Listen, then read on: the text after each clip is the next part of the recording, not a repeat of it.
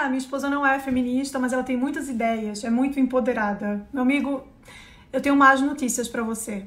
Sua esposa é feminista, ela só não sabe. Quando a gente fala sobre movimento feminista, de uma maneira equivocada, a gente acaba muitas vezes reduzindo o movimento feminista a um movimento político-ideológico.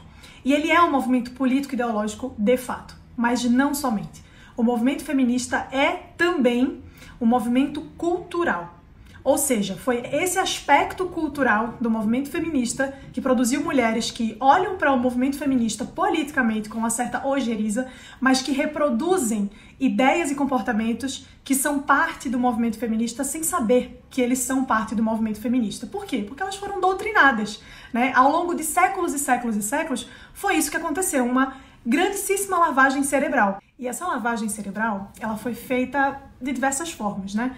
Por meio da academia, por meio da imprensa, por meio da teledramaturgia, por meio da literatura. Então, de alguma forma, e inevitavelmente, gerações anteriores à minha, gerações posteriores, e a minha geração especialmente, todas elas tiveram contato com ideias feministas, sem fazer a menor ideia do que isso significava. Muito provavelmente, a minha mãe foi educada pela minha avó com ideias feministas. Talvez até a minha avó tenha sido educada pela minha bisavó também nesses moldes. E elas não faziam ideia do que estava acontecendo. Por quê? Porque funciona exatamente assim. Você reproduz um comportamento sem saber a origem daquele comportamento.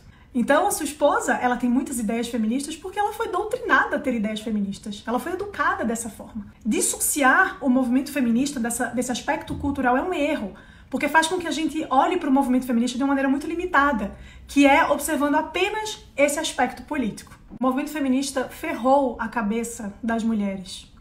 E mais do que isso, o movimento feminista ferrou a cabeça dos homens também, porque o contrário também é verdade. Tem muitos homens com ideias feministas sem ter a menor noção de que são ideias feministas, reproduzindo comportamentos feministas sem ter a menor noção de que são comportamentos feministas. E quando você diz pra mim que a sua esposa é empoderada, essa palavra é uma palavra completamente vazia de significado, mas é possível fazer uma analogia e tentar entender o que é que isso representa. Você está falando de uma mulher que muito provavelmente é autossuficiente, é uma mulher que se basta, é uma mulher que muitas vezes acaba meio que subjugando o seu papel dentro do relacionamento, ou, pior ainda, subvertendo os papéis dentro do relacionamento. E lógico que isso vai dar ruim. E vai dar ruim porque a gente tá ignorando a ordem natural das coisas, né? O curso natural das coisas, quando a gente faz isso. E, obviamente, é uma tragédia anunciada.